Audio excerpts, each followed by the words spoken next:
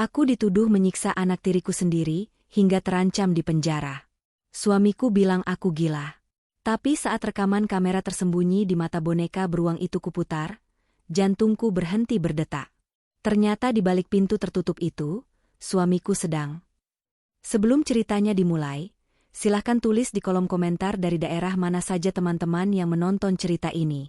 Jangan lupa like dan subscribe agar channel ini bisa semakin berkembang dan bisa mempersembahkan cerita yang lebih menarik lagi. Jam dinding di ruang tengah baru saja berdentang 10 kali. Suasana rumah terasa begitu sunyi, jenis kesunyian yang mencekam, bukan menenangkan. Di luar, hujan gerimis mulai turun, mengetuk-ngetuk jendela kaca dengan irama yang monoton. Aku menghela napas panjang, menatap segelas susu coklat hangat di tanganku. Uap tipis mengepul darinya, menyebarkan aroma manis yang seharusnya menenangkan. Ini adalah rutinitasku selama 3 bulan terakhir sejak menikah dengan Ferry. Menjadi ibu sambung bagi Chika, gadis kecil berusia 8 tahun yang cantik namun tertutup, bukanlah hal yang mudah. Tapi aku mencintai Ferry, dan aku berjanji akan mencintai Chika seperti darah dagingku sendiri. Bismillah, bisikku pelan, menyemangati diri sendiri. Langkah kakiku menyusuri lorong menuju kamar Chika terasa berat. Lantai marmer yang dingin seolah merambatkan rasa was-was ke telapak kakiku. Entah kenapa, malam ini perasaanku tidak enak. Ferry sedang berada di ruang kerjanya di lantai bawah, sibuk dengan tumpukan berkas proyek properti barunya. Aku memutar gagang pintu kamar Chika perlahan, berusaha tidak menimbulkan suara berisik. Kamar itu remang-remang, hanya diterangi lampu tidur berbentuk bulan sabit di sudut ruangan. Chika, sayang. Panggilku lembut. Tante bawakan susu hangat ya, biar tidurnya nyenyak. Chika sedang duduk di tepi tempat tidur, membelakangiku. Tubuh kecilnya terlihat kaku. Dia mengenakan piyama merah muda kesukaannya. Mendengar suaraku, bahunya tersentak naik. Aku melangkah masuk, tersenyum tulus. Chika belum ngantuk. Tiba-tiba, Chika memutar tubuhnya dengan cepat. Matanya terbelalak lebar, menatapku seolah-olah aku adalah monster yang baru saja keluar dari mimpi buruk. Wajahnya pucat pasi. "Jangan!" teriaknya. Aku terkejut, langkahku terhenti. "Chika, ini Tante Nadia, sayang. Tante cuma mau pergi. Jangan sakiti Chika. Pergi." Jeritan itu bukan jeritan biasa. Itu adalah jeritan histeris yang memekakan telinga, melengking tinggi hingga rasanya menusuk gendang telinga. Chika mundur sampai punggungnya menabrak kepala ranjang, menarik selimut menutupi dadanya, gemetar hebat. Telunjuknya menuding ke arahku dengan ketakutan yang begitu nyata. "Ampun, Tante. Jangan pukul Chika. Ampun." Darahku berdesir hebat. Gelas susu di tanganku terlepas. Prang. Pecahan kaca berserakan di lantai, cairan coklat menggenang mengotori karpet bulu putih kesayangan Chika. Belum sempat aku mencerna apa yang terjadi, pintu kamar terbanting terbuka dengan keras. "Ada apa ini?" Suara bariton Ferry menggelegar. Napasnya memburu, wajahnya merah padam. Ia menatapku, lalu beralih menatap Chika yang sedang meringkuk ketakutan sambil menunjuk-nunjuk aku. "Papa. Papa tolong Chika. Tante Nadia jahat." Isak Chika, air matanya bercucuran deras. Ferry tidak bertanya lagi. Ia langsung menerjang masuk, menabrak bahuku dengan kasar hingga aku terhuyung ke samping, nyaris menginjak pecahan beling. Ia langsung memeluk Chika, mendekap kepala anak itu ke dadanya. "Mas, aku nggak ngapa-ngapain." Suaraku bergetar, bingung setengah mati. "Aku cuma mau kasih susu, Mas. Sumpah." Ferry menoleh. Tatapan matanya yang biasanya hangat dan penuh cinta, kini lenyap. Yang ada hanya kilatan amarah yang dingin dan menuduh. "Nggak ngapa-ngapain kamu bilang?" desis Ferry tajam. "Lihat anakku. Dia ketakutan setengah mati begini. Kamu apakan dia, Nadia?" "Hah? Demi Allah, Mas. Aku baru masuk." Gelasnya jatuh karena aku kaget Chika teriak. "Keluar," potong Ferry dingin. "Mas, dengerin aku dulu." "Keluar, Nadia," bentaknya sekeras halilintar. "Jangan biarkan aku melihat wajahmu di kamar ini sekarang." Keluar. Lututku lemas. Air mata mulai menggenang di pelupuk mataku. Aku menatap Chika sekilas. Anak itu membenamkan wajahnya di dada ayahnya, tapi sekilas, hanya sekilas, aku merasa melihat sudut bibirnya sedikit rangkat. Atau mungkin itu hanya imajinasiku karena cahaya lampu yang remang? Aku mundur perlahan, menutup pintu dengan tangan gemetar. Di balik pintu yang tertutup, aku mendengar Ferry membisikkan kata-kata penenang untuk Chika, sementara aku berdiri sendirian di lorong yang gelap, merasa asing di rumahku sendiri. Pagi harinya, suasana di meja makan terasa seperti berada di kutub utara. Dingin dan beku. Sonya, pengasuh baru yang kami pekerjakan 2 minggu lalu, sibuk menyiapkan sarapan untuk Chika. Wanita berusia akhir 20-an itu memiliki paras yang cukup menarik, dengan rambut diikat rapi. Ia menunduk sopan saat melihatku, tapi aku menangkap sorot mata yang aneh. Seperti sorot mata kasihan, atau mungkin meremehkan? Pagi, Mas, sapaku ragu-ragu sambil menarik kursi di seberang Ferry. Ferry tidak menjawab.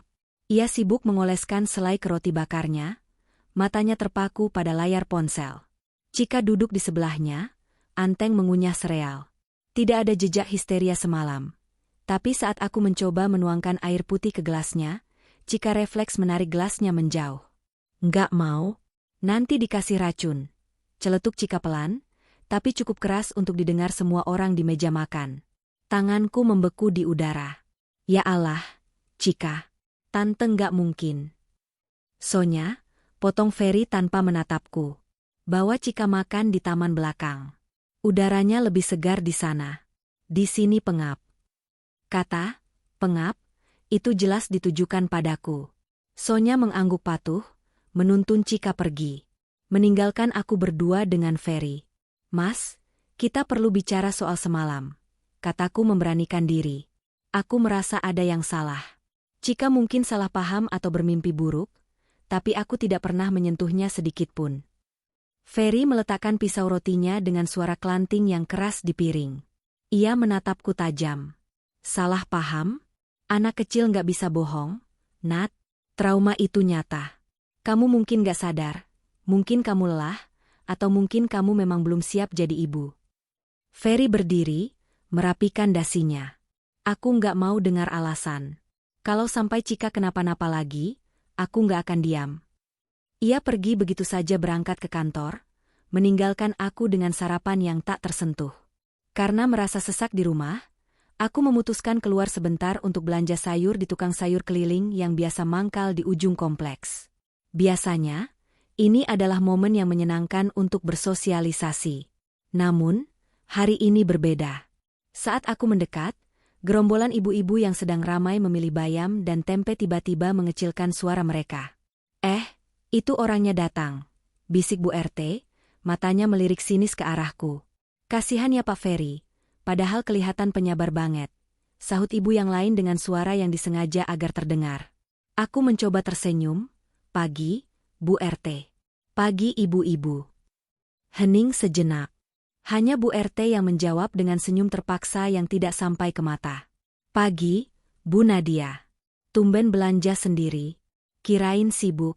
Mengurus anak. Ada penekanan aneh pada kata mengurus. Iya Bu, mau masak sup kesukaan suami.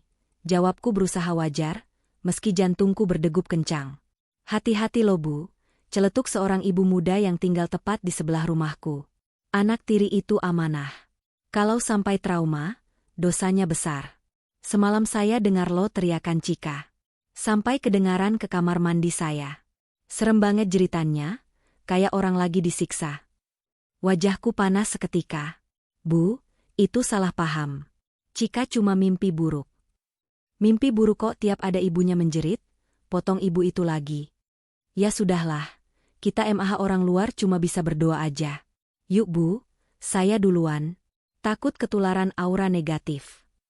Mereka membubarkan diri satu persatu, meninggalkanku sendiri di depan gerobak sayur. Tukang sayurnya pun tampak canggung melayaniku. Tanganku gemetar saat memegang ikat bayam. Jadi begini caranya? Ferry atau seseorang telah menyebarkan narasi ini.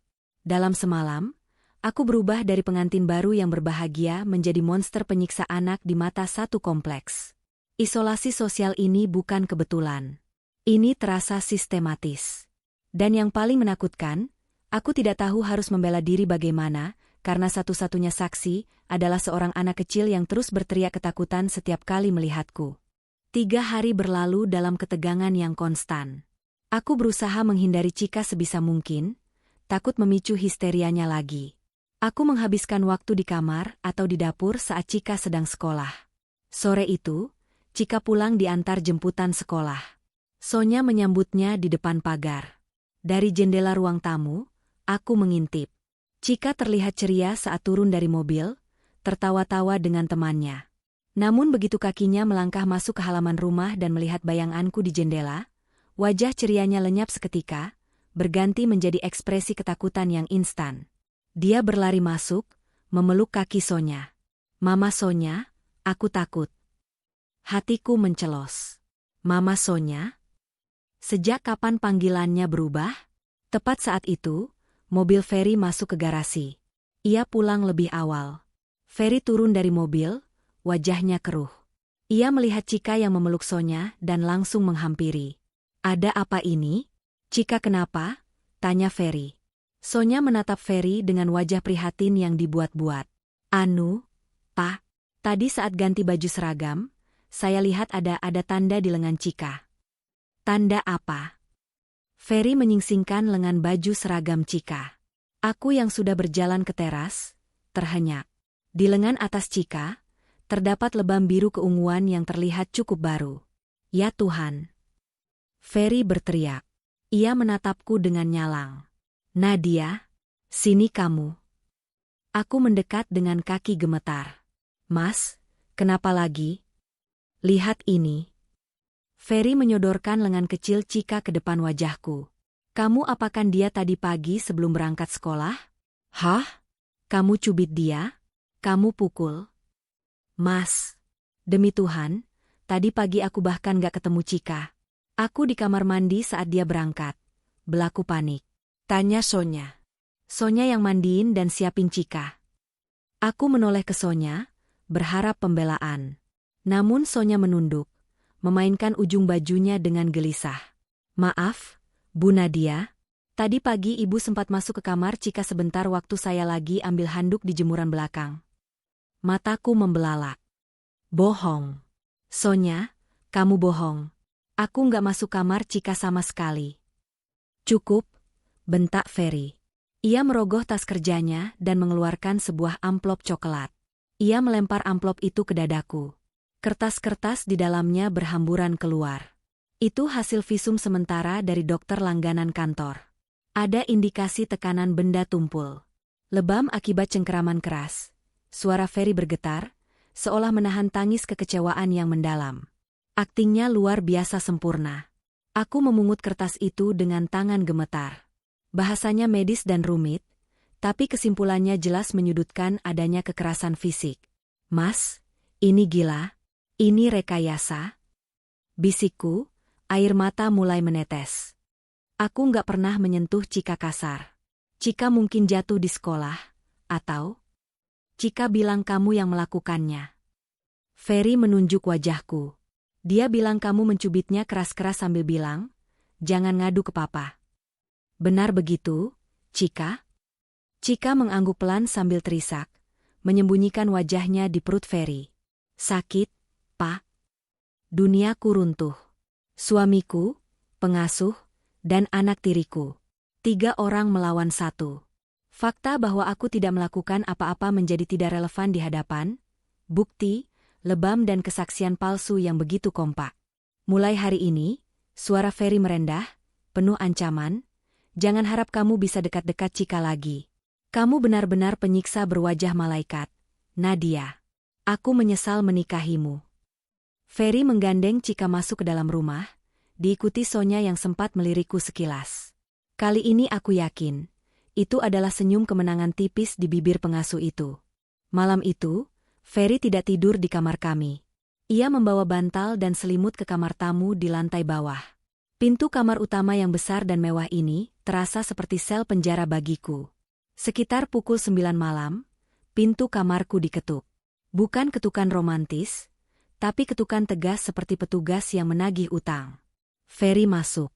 Wajahnya datar, tanpa ekspresi. Ia tidak duduk, hanya berdiri di kaki tempat tidur sambil memegang sebuah map berwarna biru. Aku sudah berkonsultasi dengan pengacara, katanya tanpa basa-basi. Jantungku berhenti berdetak sejenak. Mas mau ceraikan aku? Seharusnya begitu. KDRT terhadap anak adalah tindak pidana serius. Nadia, kamu bisa dipenjara bertahun-tahun. Reputasimu hancur, keluargamu akan malu. Ucapnya dingin. Aku terdiam, mencerna ancamannya. Tapi, lanjut Ferry, nadanya sedikit melunak, sebuah taktik manipulasi klasik. Aku masih memikirkan nama baik kita. Dan jujur, aku masih peduli padamu, walau aku kecewa berat. Ia meletakkan map biru itu di atas kasur, tepat di depanku. Cika butuh jaminan masa depan. Dia trauma, dan butuh biaya pemulihan yang besar. Dan aku butuh jaminan kalau kamu tidak akan macam-macam lagi. Apa ini? Tanyaku, meraih map itu. Surat pernyataan dan pemindahan hak, jawab Ferry santai. Rumah ini. Rumah yang kamu beli dengan uang warisan orang tuamu itu. Balik namakan ke atas namaku. Sebagai jaminan keamanan Cika. Aku ternganga. Rumah ini adalah satu-satunya peninggalan berharga dari almarhum ayahku. Nilainya miliaran. Mas, ini rumah warisan papaku. Apa hubungannya dengan Cika? Hubungannya adalah kepercayaan. Bentak Ferry tiba-tiba, membuatku terlonjak. Kamu sudah merusak kepercayaan aku. Kalau rumah ini jadi milikku, aku pegang kendali. Kalau kamu berani sakiti Cika lagi, aku bisa usir kamu kapan saja. Itu jaminannya. Kalau kamu nggak punya niat jahat, kenapa takut tanda tangan? Logikanya berputar-putar, khas seorang manipulator. Ia memojokkan aku dengan rasa bersalah yang tidak seharusnya kutanggung, lalu menawarkan solusi yang sebenarnya adalah perampokan di siang bolong. Dan kalau aku menolak, tanyaku lirih. Ferry mendekatkan wajahnya ke wajahku. Aroma parfum mahalnya yang dulu kusukai kini terasa memualkan. Kalau kamu menolak, besok pagi visum itu ada di meja polisi. Wartawan akan tahu. Ibu tiri kejam menyiksa anak yatim piatu. Kamu tahu kan netizen Indonesia sekejam apa? Hidupmu akan tamat, Nadia. Ia menegakkan tubuhnya kembali, merapikan jasnya. Pikirkan baik-baik. Tanda tangan di situ, kita coba perbaiki rumah tangga ini pelan-pelan. Atau tolak, dan bersiaplah pakai baju oranye di penjara. Ferry berbalik dan keluar kamar, membanting pintu di belakangnya. Meninggalkanku dengan pilihan yang sama-sama menghancurkan. Kehilangan harta warisan orang tua, atau kehilangan kebebasan dan harga diri. Saat itulah aku sadar. Ini bukan tentang Cika. Ini bukan tentang trauma. Ini perampokan terencana. Ferry menikahiku bukan karena cinta. Dia menikahiku karena rumah ini, dan aset-asetku yang lain. Dan Cika, anak malang itu hanya alat yang digunakannya. Pukul 2 pagi. Aku masih terjaga, duduk meringkuk di sudut kamar memeluk lutut. Map biru itu masih tergeletak di atas kasur seperti bom waktu. Pikiranku berkecamuk. Rasa takut mendominasi, tapi perlahan, rasa marah mulai muncul. Marah karena dikhianati, marah karena difitnah, marah karena melihat kepolosan anak kecil dimanfaatkan. Aku merasa hampir gila. Apa benar aku melakukan sesuatu tanpa sadar? Apa aku punya kepribadian ganda? Ferry begitu meyakinkan. Tetangga begitu yakin. Cika begitu ketakutan. Tidak, bisikku pada kesunyian malam. Aku waras. Aku sadar. Aku meraih ponselku. Tanganku gemetar saat mencari satu nama di daftar kontak. Nama yang sudah lama tidak kuhubungi karena Ferry pernah melarangku berteman dengannya karena cemburu buta. Irwan. Irwan adalah sahabatku sejak kuliah. Dia seorang ahli IT dan keamanan siber yang brilian, tapi sedikit introvert. Aku menekan tombol panggil. Terdengar nada sambung. 1 kali. 2 kali. 3 kali. Halo, Nat? Suara Irwan terdengar serak, jelas baru bangun tidur. Jam 2 pagi? Ada apa? Kamu oke? Mendengar suara familiar yang tulus itu, pertahananku runtuh. Aku menangis. Bukan tangisan histeris, tapi tangisan diam yang menyakitkan. Nat? Nadia, ngomong sama aku. Kamu di mana? Ferry ngapain kamu? Suara Irwan berubah waspada dan tegas. Wan? Suaraku parau.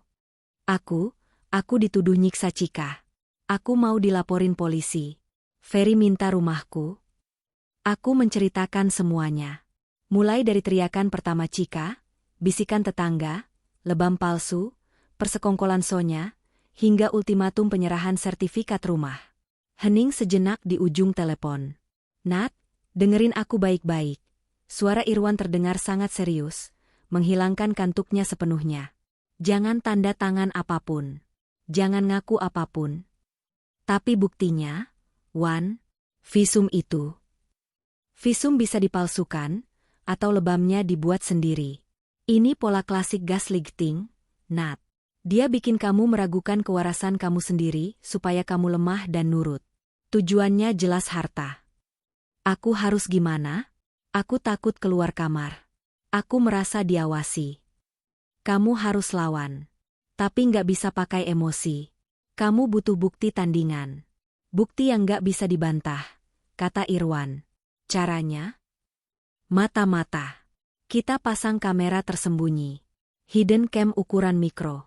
Kita harus rekam apa yang terjadi di rumah itu saat kamu nggak ada, atau saat kamu nggak melihat. Ide itu terdengar menakutkan tapi masuk akal. Tapi Ferry teliti banget. Wan, kalau ketahuan, nggak akan ketahuan kalau alatnya canggih. Besok kita ketemu. Jangan di tempat biasa. Cari tempat yang nggak mungkin Ferry datangi. Kamu harus kuat, Nat. Kalau kamu nyerah sekarang, mereka menang. Dan Cika bakal terus jadi korban bapaknya yang gila harta itu. Kata-kata Irwan menampar kesadaranku. Benar. Kalau aku pergi atau di penjara, Cika akan selamanya terjebak bersama monster bernama Ferry. Aku harus menyelamatkan diriku, dan aku harus menyelamatkan anak itu. Aku menghapus air mataku. Rasa takut itu perlahan berganti menjadi adrenalin yang dingin. Oke, Wan. Besok jam 10. Di pasar tradisional Blok C. Ferry nggak pernah mau injak pasar becek. Siap. Stay safe, Nat. Sambungan terputus. Aku menatap pantulan wajahku di cermin rias. Mata sembab, rambut berantakan. Tapi ada nyala api baru di mataku. Malam ini aku menangis untuk terakhir kalinya. Besok, perang dimulai. Ferry mungkin punya skenario licik dan akting memukau, tapi dia lupa satu hal. Dia menikahi wanita yang salah untuk dihancurkan. Aku mengambil map biru itu, lalu menyelipkannya ke bawah laci pakaian dalamku. Aku tidak akan menandatanganinya. Belum. Aku akan bermain mengikuti permainan mereka sebentar lagi, sampai aku bisa memukul balik tepat di ulu hati mereka. Pasar tradisional Blok C riuh, rendah oleh suara tawar-menawar dan aroma bumbu dapur yang menyengat. Tempat ini jauh dari gaya hidup Ferry yang higienis dan branded. Justru karena itulah tempat ini sempurna. Aku berjalan cepat melewati los daging, mengenakan topi lebar dan kacamata hitam, berusaha tidak terlihat mencolok meski hatiku berdegup kencang seperti buronan. Di sudut warung kopi yang agak tersembunyi, Irwan sudah menunggu. Ia tidak banyak berubah sejak kuliah. Kemeja flanel kotak-kotak dan tas laptop yang selalu menempel di punggungnya. Aku duduk di depannya tanpa menyapa, langsung meletakkan tas belanjaan di meja sebagai tameng. Kamu kelihatan kacau, Nat, komentar Irwan pelan, matanya meneliti kantung mataku yang gelap. Jangan basa-basi, Wan. Mana barangnya? Bisikku, melirik ke kiri dan kanan. Paranoia mulai menggerogoti kewarasanku. Rasanya setiap mata yang memandangku tahu bahwa aku adalah ibu tiri jahat yang digosipkan di grup WhatsApp kompleks. Irwan merogoh tasnya dan mengeluarkan sebuah kotak kecil, menyerupai kotak permen mint. Di dalamnya terdapat 3 benda hitam seukuran kancing baju dan 1 benda yang lebih kecil lagi, nyaris tak terlihat. Dengar baik-baik, Irwan merendahkan suaranya. Yang 3 ini kamera wide angle. Baterainya tahan 48 jam. Punya sensor gerak. Kalau nggak ada orang, dia slap. Begitu ada gerakan, dia rekam. Simpannya harus di tempat tinggi biar jangkauannya luas. Ventilasi AC paling bagus. Aku mengangguk cepat, merekam setiap instruksinya di otakku. Nah, yang satu ini. Irwan mengambil benda terkecil itu dengan pinset. Ini lensa mikro. Kamu bilang Cika punya boneka kesayangan yang selalu ada di kamar, kan? Boneka beruang coklat. Hadiah dari Ferry tahun lalu. Dia nggak pernah tidur tanpa itu. Jawabku, bagus. Tanam ini di salah satu mata bonekanya. Aku sudah modifikasi biar warnanya sama dengan manik mata boneka standar. Ini punya fitur audio clear capture. Jadi biarpun Cika ngomong bisik-bisik, bakal kedengaran jelas. Aku menerima kotak itu dengan tangan gemetar. Benda-benda kecil ini adalah nyawaku sekarang. Ingat, Nat, jangan pernah akses aplikasinya pakai wifi rumah. Ferry atau orang IT kantornya bisa lacak trafik data. Selalu pakai data seluler pribadi, dan hapus histori setiap habis nonton. Aku ngerti. Makasih, Wan. Aku berhutang nyawa sama kamu. Hutang nyawanya nanti aja kalau kamu sudah menang. Sekarang pulang, pasang muka tembok, dan jangan sampai ketahuan. Perjalanan pulang terasa sangat panjang. Sesampainya di rumah, tantangan sebenarnya dimulai. Mobil Ferry tidak ada di garasi, artinya dia di kantor. Tapi ada Sonya. Saat aku masuk, Sonya sedang duduk santai di sofa ruang tengah sambil menonton TV, kakinya diangkat ke meja. Begitu melihatku, ia buru-buru menurunkan kakinya, meski wajahnya tidak menunjukkan rasa bersalah. Ibu sudah pulang. Masak apa, Bu? Cika sebentar lagi pulang sekolah, tanyanya dengan nada yang dibuat-buat sopan.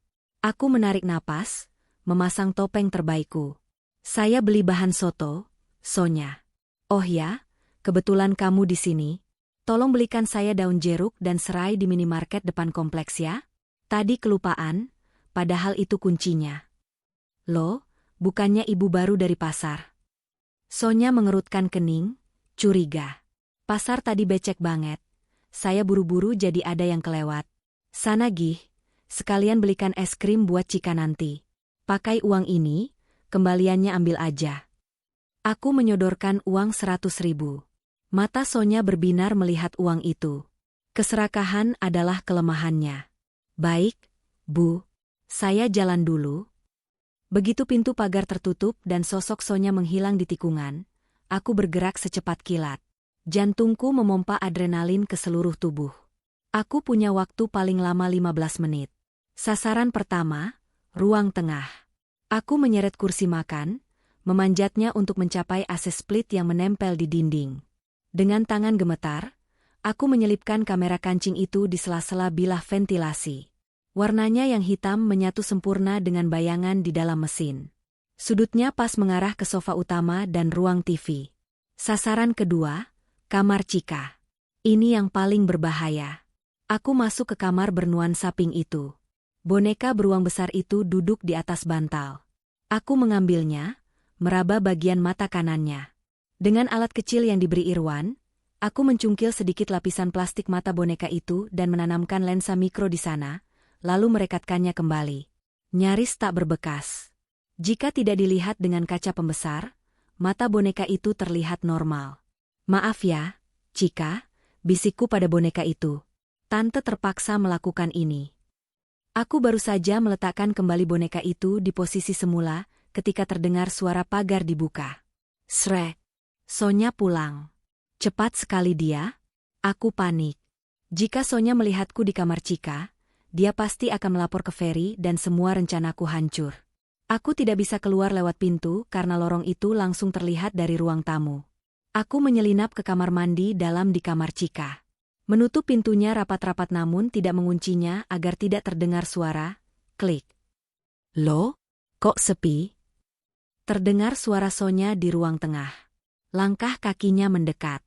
Pintu kamar Cika terbuka. Aku menahan napas di balik pintu kamar mandi, berdoa dalam hati. Dari celah ventilasi bawah pintu, aku melihat bayangan kaki Sonya masuk. Dia berkeliling sebentar. Bu Nadia, panggilnya. Hening. Sonya mendengus. Dasar nyonya besar, pasti lagi sembunyi di kamar sendiri meratapi nasib. Dia keluar dan menutup pintu kamar Cika. Aku merosot ke lantai kamar mandi, keringat dingin membasahi punggungku. Hampir saja. Aku menunggu 5 menit lagi sebelum menyelinap keluar lewat pintu samping kamar Cika yang tembus ke taman belakang, berpura-pura sedang menyiram tanaman saat Sonya akhirnya melihatku lagi. Malam harinya, aku menjalankan fase kedua dari rencana Irwan, buying time, mengulur waktu. Ferry pulang dengan wajah lelah yang dibuat-buat. Dia tidak menyapaku, langsung duduk di meja makan menunggu dilayani. Cika makan dengan diam, sesekali melirik takut-takut ke arahku, sebuah refleks yang entah diajarkan siapa. Aku meletakkan mangkuk soto ayam di depan Ferry. Tanganku sengaja kusentuhkan sedikit ke punggung tangannya. Ferry menarik tangannya seperti tersengat listrik. "Jangan cari gara-gara, Nadia," desisnya. Aku menunduk, memasang ekspresi paling menyedihkan yang bisa kubuat. Bahuku merosot, suaraku lirih. "Mas, soal surat yang kemarin," kataku pelan. Gerakan sendok Ferry terhenti. Matanya langsung menatapku tajam, ada kilat ketertarikan di sana. "Kenapa?" Aku sudah pikirkan. Mungkin kamu benar. Mungkin aku memang belum siap jadi ibu. Mungkin aku tanpa sadar bikin Cika stres. Aku menelan ludah, akting menahan tangis. Aku bersedia tanda tangan pemindahan aset itu. Demi Cika. Sudut bibir Ferry berkedut. Dia berusaha menahan senyum kemenangan, tapi matanya berbinar licik. "Bagus. Akhirnya kewarasanmu balik lagi. Kapan kamu mau tanda tangan?" "Beri aku waktu seminggu, Mas. Aku perlu urus berkas-berkas aslinya di brankas bank orang tuaku. Dan, aku butuh waktu buat nenangin diri. Tolong jangan tekan aku dulu selama seminggu ini. Aku janji, Jumat depan semuanya selesai." Ferry tampak menimbang-nimbang. Seminggu bukanlah waktu yang lama dibandingkan nilai aset miliaran rupiah yang akan ia dapatkan. "Oke," jawabnya dengan nada yang tiba-tiba berubah manis, seolah dia adalah suami penyayang lagi. "Seminggu. Jangan main-main, Nat. Ini demi kebaikan kita semua. Aku senang kamu akhirnya ngerti posisi kamu." Di sudut ruangan, aku melihat Sonya yang sedang menuangkan air. Dia bertukar pandang dengan Ferry. Sebuah lirikan singkat yang penuh arti. Jika aku tidak sedang curiga, aku mungkin mengira itu hanya interaksi majikan dan pembantu biasa. Tapi malam ini, mataku sudah terbuka. "Cika sayang," kata Ferry pada anaknya. "Tante Nadia sudah mau baik sama kita. Cika nggak usah takut lagi ya." Cika hanya mengangguk pelan, terus menyuap nasinya tanpa ekspresi. Malam itu, Ferry tidur di kamar utama lagi. Dia tidur memunggungiku. Aku berbaring diam, menatap punggung lelaki yang dulu kucintai setengah mati. Lelaki yang kini terasa seperti orang asing yang membawa pisau di balik punggungnya. "Nikmatilah kemenangan semumu, Mas," batinku. "Seminggu lagi, kita lihat siapa yang akan hancur." 2 hari berlalu tanpa insiden berarti. Ferry bersikap lebih lunak, meski tetap dingin. Dia merasa sudah di atas angin, yakin bahwa aku sudah takluk. Justru di saat seperti inilah, seseorang biasanya menjadi ceroboh. Malam itu, Ferry bilang ada meeting sampai larut malam.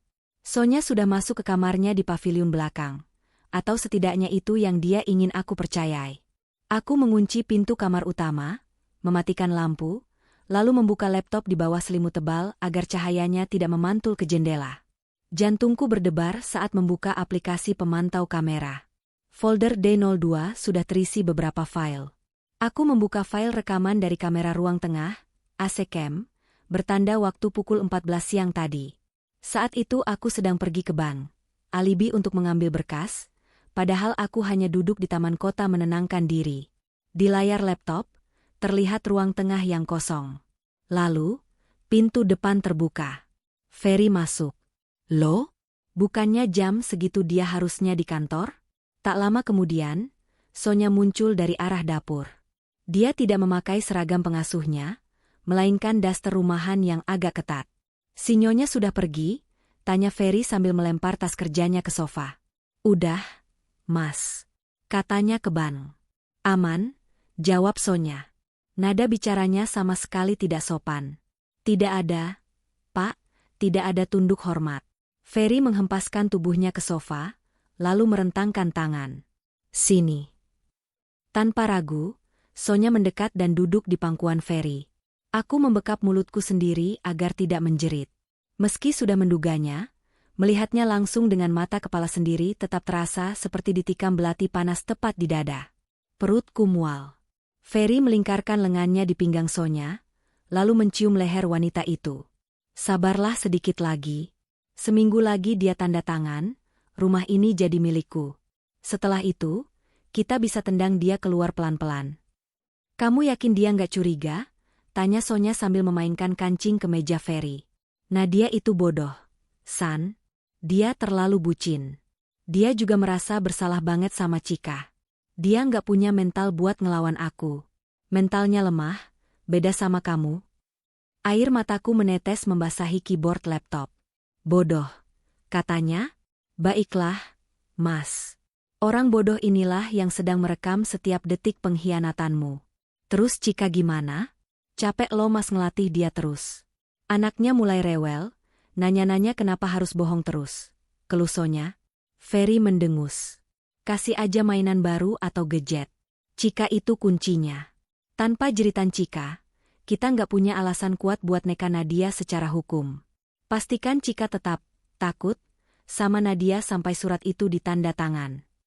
Beres. Tapi janjimu soal mobil baru gimana? Masa aku masih naik motor sih kalau udah jadi Nyonya Ferry? SSST. Nanti kalau rumah ini sudah dijual atau diagunkan ke bank, kamu mau mobil apa aja aku belikan. Video berlanjut dengan adegan-adegan yang membuatku ingin muntah. Cumbuan-cumbuan menjijikan di sofa tempat aku biasa duduk menonton TV. Ternyata selama ini, di rumahku sendiri, di atas perabotku sendiri, mereka merayakan perselingkuhan mereka. Aku menutup laptop dengan napas memburu. Tanganku gemetar hebat. Bukan karena takut lagi, tapi karena amarah yang memuncak.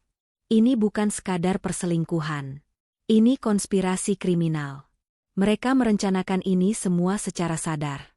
Memanfaatkan anak kecil, memalsukan kekerasan, memanipulasi psikisku. Aku menyalin file itu ke 3 flash disk berbeda, dan mengunggahnya ke cloud storage yang dilindungi password ganda. Ini bukti perselingkuhan, ya. Tapi ini belum cukup kuat untuk membuktikan bahwa Cika tidak disiksa. Pengacara Ferry bisa saja memutarbalikkan fakta bahwa perselingkuhan terjadi karena aku istri yang buruk dan penyiksa anak. Aku butuh bukti yang langsung menunjukkan rekayasa pada Cika. Aku butuh rekaman dari mata boneka beruang itu. Keesokan harinya adalah hari Sabtu. Ferry libur, dan Cika tidak sekolah. Ini adalah momen krusial karena interaksi mereka akan lebih intens di rumah. Aku menghabiskan pagi dengan berpura-pura sakit kepala agar bisa mendekam di kamar. Sekitar pukul 3 sore, aku mendengar suara Ferry dan Cika di kamar sebelah. Suaranya samar-samar terdengar lewat dinding, tapi aku butuh visual dan audio yang jelas. Aku membuka tablet, memasang earphone, dan menyambungkan ke kamera Teddy Bear. Layar tablet menampilkan sudut pandang dari atas lemari, karena boneka itu diletakkan di sana. Terlihat sebagian besar kamar Cika. Ferry duduk di tepi kasur, Cika berdiri di depannya. Wajah Cika terlihat lelah. Ayo ulang lagi, Cika. Papa belum puas. Suara Ferry terdengar jernih melalui mic canggih buatan Irwan. Pak, Cika capek. Cika mau main game aja. Rengek Cika. Mainnya nanti. Bentak Ferry. Cika tersentak kaget. Ferry menarik napas, lalu mengubah nadanya menjadi lembut, kelembutan yang manipulatif. Ia memegang bahu Cika. Cika sayang papa, kan? Cika mengangguk. Sayang. Cika mau kita tetap tinggal di rumah bagus ini sama Mama Sonya? Atau Cika mau kita diusir sama Tante Nadia dan jadi gelandangan di jalanan? Nggak bisa makan enak, nggak bisa sekolah. Mataku membelalak. Ya Tuhan, narasi macam apa yang dia tanamkan di otak anak 8 tahun ini? Nggak mau, Pak. Suara Cika bergetar. Makanya, Cika harus pintar.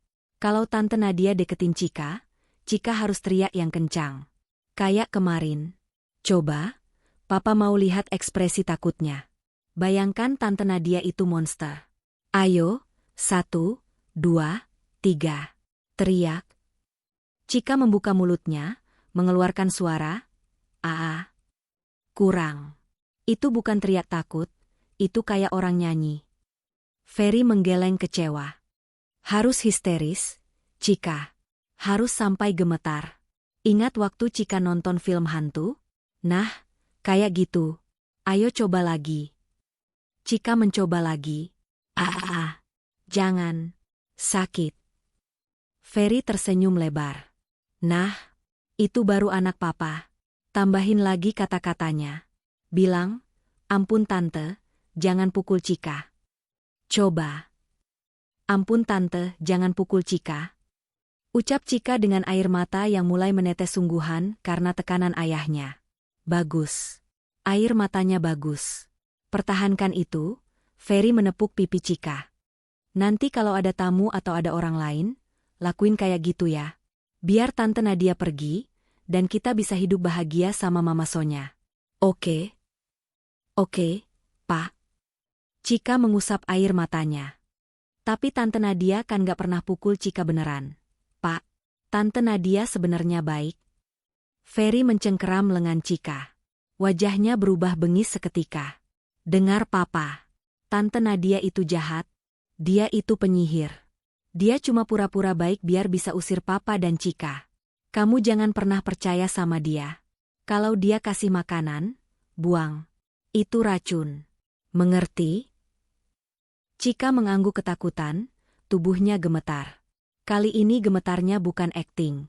Dia benar-benar takut pada ayahnya sendiri. Mengerti, Pak? Aku melepas earphone dengan kasar, melemparnya ke kasur. Dadaku sesak bukan main. Napasku tersengal-sengal menahan tangis dan amarah yang meledak di dada. Ini bukan sekadar memfitnahku. Ferry sedang merusak mental anaknya sendiri secara permanen. Dia menanamkan ketakutan, kebencian, dan kebohongan pada jiwa yang masih bersih. Dia mengubah Cika menjadi boneka hidup untuk keserakahannya.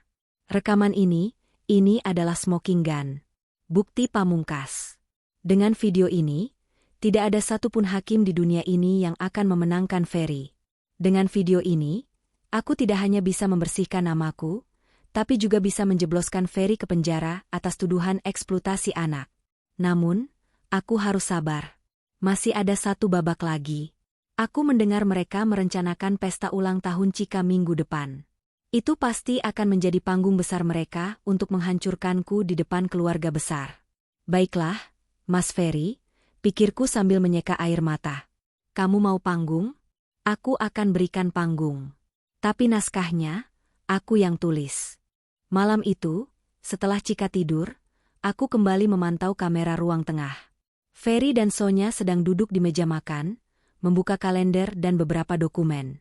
Aku memperbesar volume audio di laptopku. Undangan ultah Cika sudah disebar? Tanya Ferry sambil menyesap kopi. Sudah, Mas. Semua keluarga besar kamu, keluarga Nadia, sama teman-teman bisnis kamu sudah konfirmasi hadir. Total sekitar 50 orang. Jawab Sonya. Bagus. Orang tua Nadia harus ada di sana. Aku mau mereka lihat sendiri betapa gilanya anak mereka, kata Ferry sambil tertawa kecil. Rencananya gini, pas acara tiup lilin, aku bakal suruh Nadia yang bawain kue. Nah, aku udah briefing Cika. Begitu Nadia dekat, Cika bakal lempar kue itu dan teriak histeris. Otomatis semua orang bakal kaget. Terus? Tanya Sonya antusias. Terus aku bakal akting marah besar. Aku bakal teriak, kamu apakan lagi anakku? Di situ, momennya pas buat umumin kalau Nadia selama ini punya gangguan jiwa dan sering siksa Cika. Di depan banyak saksi, reputasi dia bakal hancur total. Orang tuanya pasti malu banget dan gak bakal belain dia. Sadis banget kamu, Mas. Sonya terkikik geli. Terus habis itu, dengan tekanan sosial yang besar, Nadia gak punya pilihan selain tanda tangan surat aset itu malam itu juga buat nutupin aib.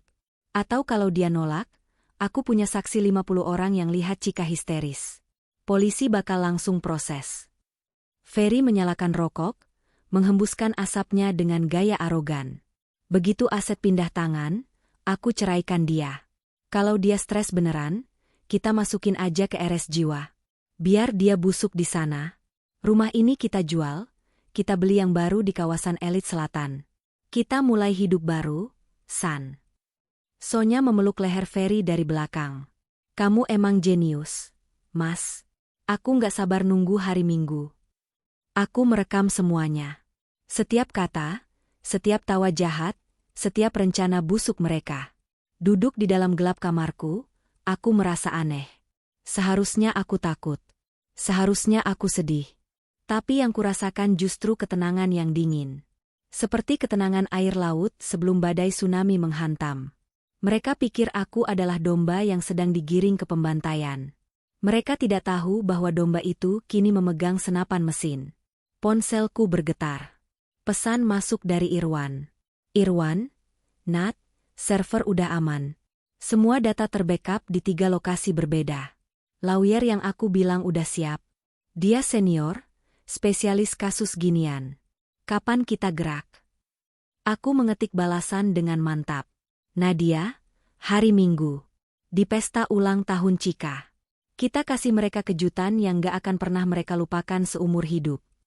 Aku menutup laptop. Pertunjukan sesungguhnya akan segera dimulai.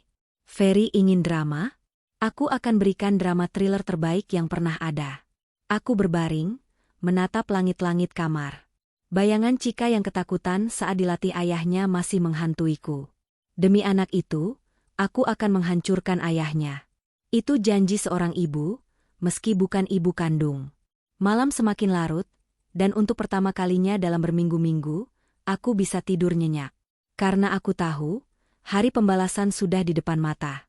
Hari-hari menjelang hari Minggu terasa berjalan sangat lambat, seolah waktu sedang menahan napasnya. Di rumah ini, sebuah panggung sandiwara besar sedang digelar, dan aku harus menjadi aktris terbaiknya. Pagi itu, aku bangun lebih awal dari biasanya. Bukan untuk mengendap-endap seperti mata-mata, melainkan untuk melayani. Aku menyiapkan kopi hitam untuk Ferry, persis seperti takarannya yang dulu, 1 sendok kopi, setengah sendok gula. Saat Ferry turun dari tangga, ia tampak segar. Kemeja kerjanya licin, aroma parfum mahalnya menguar memenuhi ruangan. Ia berhenti sejenak melihatku menata meja makan. Ada kilatan curiga di matanya, tapi tertutup oleh rasa percaya diri yang berlebihan. Tumben, komentarnya singkat, menarik kursi. Aku cuma mau semuanya baik-baik saja. Mas, jawabku dengan suara rendah, menunduk menatap lantai. Aku sudah pikirkan semuanya. Kamu benar. Mungkin selama ini aku terlalu egois mempertahankan ego, padahal Cika yang jadi korban. Ferry tersenyum miring. Ia menyesap kopinya, lalu mengangguk puas. Nah, itu baru istri yang tahu diri. Jadi, suratnya sudah siap ditanda tangan? Hari Senin, Mas, kataku cepat. Sesuai janjiku. Senin pagi kita ke notaris. Tapi sebagai gantinya, izinkan aku yang mengurus pesta ulang tahun Cika hari Minggu besok. Aku mau berbuat sesuatu yang baik buat Cika untuk terakhir kalinya sebelum. Aku menggantung kalimatku, membiarkan imajinasinya melengkapi bahwa aku mungkin akan pergi atau menyerah sepenuhnya. Ferry menatapku tajam, mencari kebohongan. Tapi aku sudah berlatih di depan cermin semalaman untuk memasang wajah paling memelas. Oke, putusnya arogan. Kamu boleh bantu-bantu. Tapi ingat, jangan coba-coba bikin drama. Kalau Cika sampai nangis karena kamu, kesepakatan batal dan kamu langsung ke kantor polisi. Iya, Mas. Aku janji. Di sudut dapur, Sonya sedang memotong buah. Ia melirikku dengan tatapan mengejek. Hubunganku dengan Sonya semakin aneh. Dia tahu, dan aku tahu dia tahu. Tapi kami berdua diam. Dia diam karena merasa menang, aku diam karena sedang menyiapkan perangkap. Sonya, panggil Ferry. Pastikan Cika siap sekolah. Dan awasi istri saya. Jangan sampai dia kambuh lagi. Siap, Mas, jawab Sonya genit. Setelah Ferry berangkat, aku duduk di sofa. Tubuhku lemas bukan karena takut, tapi karena menahan jijik yang luar biasa. Berpura-pura tunduk pada pria yang berencana memasukkanku ke rumah sakit jiwa adalah siksaan batin tersendiri. Namun, setiap kali rasa jijik itu muncul, aku teringat rekaman video Chika yang dipaksa menjerit. Itu menjadi bahan bakarku. Siang harinya, aku pura-pura sibuk menelepon vendor catering dan dekorasi untuk pesta Chika. Padahal, di sela-sela itu, aku sedang berkoordinasi dengan Irwan via aplikasi pesan terenkripsi. Irwan, laptop sudah siap? File video sudah di-embed ke presentasi utama? Nadia, sudah. Judul filenya, Kenangan Manis Chika. Ferry nggak bakal curiga. Irwan, good. Aku bakal menyusup masuk sebagai asisten teknisi sound system. Aku bakal pastikan mic dan proyektor nggak bisa dimatiin dari panel utama pas video itu main. Aku tersenyum tipis menatap layar ponsel. Rencana ini gila, berisiko tinggi, tapi satu-satunya cara untuk membungkam mereka sekaligus di depan semua orang penting dalam hidup Ferry. Bu Nadia senyum-senyum sendiri. Suara Sonya tiba-tiba terdengar di belakangku. Aku tersentak, buru-buru mematikan layar ponsel. Jantungku berpacu. Lagi lihat contoh kue tart, Sonya. Lucu bentuknya, kilahku cepat. Sonya maju selangkah, menatapku dengan tatapan merendahkan yang tidak lagi ditutup-tutupi. Nikmati aja sisa waktu ibu di rumah ini. Senin depan, ibu kan udah nggak di sini lagi. Aku menatap mata wanita itu. Ingin sekali rasanya menampar wajahnya yang penuh kepalsuan itu.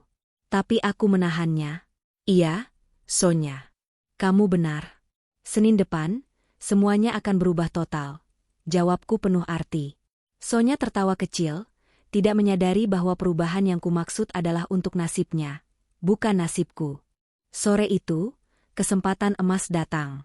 Ferry menelepon Sonya, menyuruhnya mengambil baju pesanan untuk pesta di butik langganan yang letaknya cukup jauh. Macetnya Jakarta akan menahan Sonya setidaknya 2 jam. Chika ada di rumah, sendirian di kamarnya. Ini momen yang kutunggu. Aku harus mendekati Chika. Bukan untuk memaksanya mengaku, tapi untuk memberinya sedikit rasa aman. Aku tahu, anak yang dimanipulasi, brainwashed, tidak bisa disadarkan dengan kata-kata, tapi dengan perasaan. Aku pergi ke dapur, membuat puding coklat fla vanilla. Itu makanan kesukaan Chika yang dulu sering kubuatkan sebelum drama. Teriakan, ini dimulai. Ferry dan Sonya melarangku memberi makan Chika dengan alasan takut diracun. Tapi hari ini pengawas penjara sedang pergi. Dengan nampan di tangan, aku mengetuk pintu kamar Chika. Chika? Tidak ada jawaban. Aku membuka pintu perlahan. Chika sedang duduk di lantai, bermain dengan boneka beruangnya, boneka yang di dalamnya tertanam kamera pengintai. Begitu melihatku, tubuh Chika menegang. Matanya melirik ke arah pintu, seolah takut ayahnya tiba-tiba muncul. Refleks ketakutannya sudah terkondisi. Tante nggak masuk, kataku lembut, berhenti di ambang pintu. Tante cuma mau taruh ini di sini. Aku meletakkan mangkuk puding itu di meja belajar dekat pintu, lalu mundur lagi ke lorong. Tante bikin puding coklat. Dulu Chika suka banget kan? Kalau Chika mau, makan aja. Papa sama Tante Sonya lagi pergi, jadi nggak ada yang marah. Aku hendak berbalik pergi, tidak mau memaksanya. Tante. Suara Chika terdengar sangat lirih. Aku berhenti, menoleh. Chika menatap puding itu, lalu menatapku. Ada keraguan besar di matanya. Rasa lapar dan rindu akan kasih sayang bertarung melawan doktrin ketakutan yang ditanamkan ayahnya. Kenapa Tante baik? Tanyanya polos. Papa bilang Tante jahat. Pertanyaan itu menghunjam ulu hatiku. Aku berlutut di ambang pintu, mensejajarkan tinggiku dengannya, tapi tetap menjaga jarak. Chika, kataku pelan. Orang dewasa kadang-kadang rumit. Tapi Tante mau Chika tahu satu hal. Tante nggak pernah marah sama Chika. Tante sayang Chika. Puding ini buktinya. Di dalamnya cuma ada coklat, susu, sama gula. Nggak ada racun, nggak ada obat jahat. Chika diam, mencerna kata-kataku. Dimakan ya. Nanti kalau sudah selesai, mangkuknya taruh di bawah kasur aja biar nggak ketahuan papa. Ini rahasia kita. Aku mengedipkan sebelah mata, mencoba mencairkan suasana. Perlahan, tangan kecil Chika terulur. Dia mengambil sendok, mencicipi sedikit. Matanya berbinar. Rasa familiar dari masakan ibu, atau ibu sambung, adalah bahasa cinta yang universal. Dia makan dengan lahap, cepat-cepat, seolah takut direbut. Aku memperhatikannya dengan mata berkaca-kaca. Ferry mungkin bisa mengendalikan pikiran Chika dengan rasa takut, tapi dia tidak bisa mematikan naluri anak yang merindukan kehangatan. Enak? Tanyaku. Chika mengangguk, mulutnya penuh coklat. Makasih, Tante. Sama-sama, sayang. Tiba-tiba terdengar suara klakson mobil di depan. Sonya pulang lebih cepat dari dugaan. Cepat sembunyikan, bisikku. Chika dengan sigap menyelipkan mangkuk kosong itu ke kolong tempat tidur, dan mengelap mulutnya dengan lengan baju. Kami bertukar pandang sejenak. Ada kilatan persekutuan di sana. Detik itu aku tahu, aku telah memenangkan satu kepingan penting. Keraguan di hati Chika tentang kejahatan ibu tirinya. Aku buru-buru lari ke dapur, pura-pura mencuci piring saat Sonya masuk dengan napas ngos-ngosan sambil menenteng paper bag. Macet banget. Gila, gerutu Sonya tanpa curiga. Aku tersenyum simpul. Satu langkah lagi, Chika. Satu langkah lagi dan kamu akan bebas. Sabtu pagi. H1 sebelum pesta. Aku mau ke salon, Mas. Mau perawatan biar besok nggak malu-maluin kamu di depan tamu. Izinku pada Ferry. Ferry yang sedang membaca koran, hanya melambaikan tangan tanpa menoleh. Pergi sana. Jangan lama-lama. ATM kamu masih diblokir kan? Pakai uang tunai yang aku kasih kemarin. Iya, Mas. Tentu saja aku tidak ke salon. Aku memacu mobilku ke sebuah ruko di daerah Jakarta Selatan, kantor Pak Haryo, pengacara senior yang direkomendasikan Irwan. Di dalam ruang rapat yang dingin, Irwan dan Pak Haryo sudah menunggu. Di layar besar, video-video hasil rekaman kamera tersembunyi sedang diputar. Wajah Pak Haryo yang biasanya ramah kini mengeras, rahangnya terkatup rapat saat melihat adegan Ferry melatih Chika menjerit. Bajingan, gumam pengacara tua itu pelan. Maaf Bu Nadia, saya jarang mengumpat. Tapi ini keji. Apakah ini cukup, Pak? Tanyaku cemas.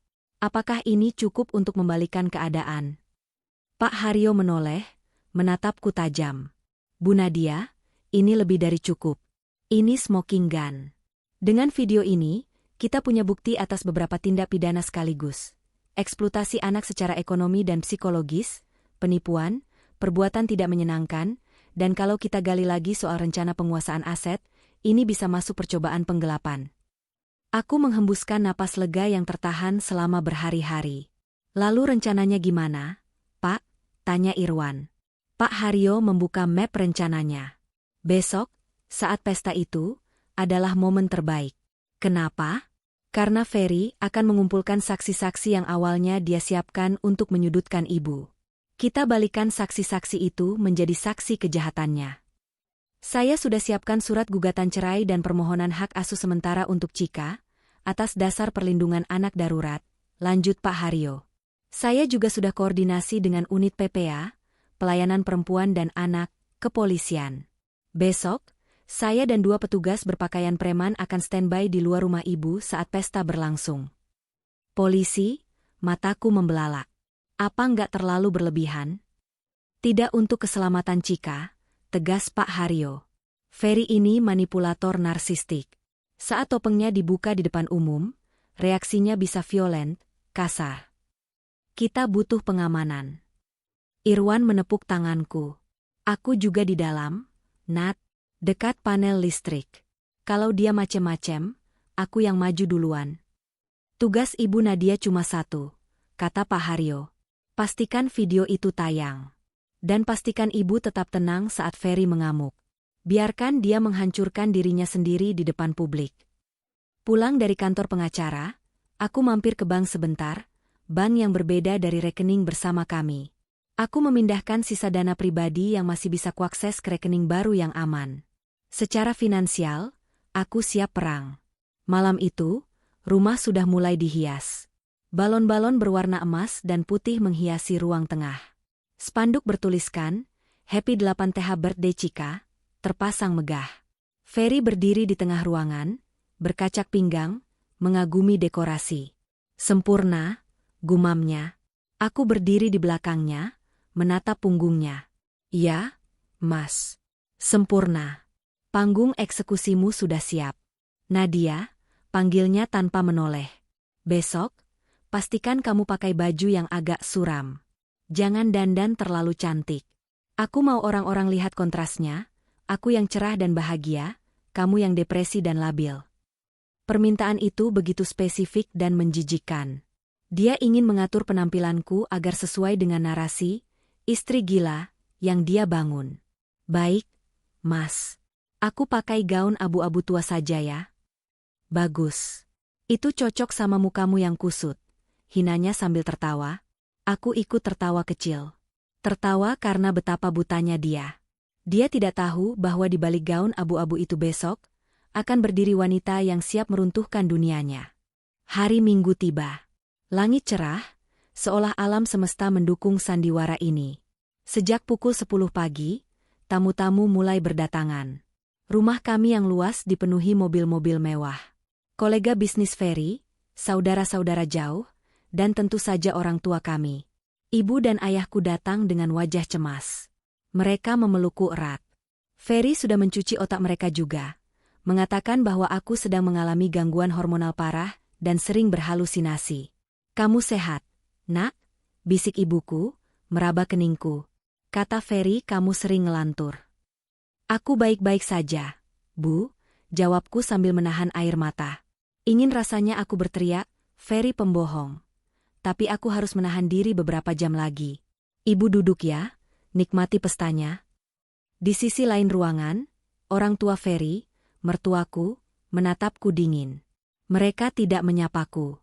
Ferry sudah berhasil meyakinkan mereka bahwa akulah penyebab ketidakharmonisan rumah tangga anaknya. Cika duduk di kursi khusus bak putri raja. Dia memakai gaun prinses biru muda. Cantik sekali, tapi matanya kosong. Dia tersenyum kaku setiap kali ada tamu yang mencubit pipinya. Di belakangnya, Sonya berdiri setia, berpura-pura menjadi pengasuh teladan, sesekali membisikkan sesuatu ke telinga Cika, mungkin ancaman untuk tetap berakting. Aku melihat Irwan masuk lewat pintu samping. Dia mengenakan kaos hitam kru sound system dan topi, membawa gulungan kabel. Dia mengedipkan mata sekilas ke arahku sebelum menghilang ke balik meja operator di sudut ruangan. Aman. Acara dimulai. MC yang disewa Ferry mulai memanaskan suasana. Gelak tawa terdengar di mana-mana. Makanan berlimpah, musik mengalun ceria. Sebuah ironi yang menyakitkan mengingat apa yang sebenarnya terjadi di balik tembok rumah ini. Pukul 12 siang, acara inti dimulai. Ferry mengambil mikrofon. Dia berdiri di tengah panggung kecil, tampak gagah dan karismatik. Semua mata tertuju padanya. Selamat siang semuanya, sapa Ferry dengan suara baritonnya yang memikat. Terima kasih sudah datang merayakan ulang tahun putri tercinta saya, Cika. Hari ini sangat spesial. Dia berhenti sejenak, memasang wajah sedih yang dramatis. Matanya melirik ke arahku yang berdiri mematung di pojok ruangan dengan gaun abu-abuku. Meskipun keluarga kami sedang mengalami ujian berat, lanjutnya, memancing rasa penasaran tamu. Bisik-bisik mulai terdengar. Istri saya, Nadia, sedang berjuang dengan kesehatan mentalnya. Tapi saya bersyukur dia masih bisa hadir di sini. Saya hanya minta doa dari teman-teman semua agar rumah tangga kami diselamatkan. Suasana hening. Semua orang menatapku dengan tatapan kasihan bercampur ngeri. Ibu-ibu berbisik, menggelengkan kepala. Aku menunduk, meremas tanganku. Bagus, Mas. Teruskan. Buat mereka percaya. Dan sekarang, suara Ferry kembali ceria. Sebelum tiup lilin, saya sudah menyiapkan sebuah video kenangan perjalanan Cika dari bayi sampai sekarang. Video ini saya buat sendiri dengan penuh cinta. Ferry memberi kode ke operator, yang dikiranya orang sewaannya, padahal Irwan sudah mengambil alih kendali laptop utama di saat kru asli sedang makan siang di belakang.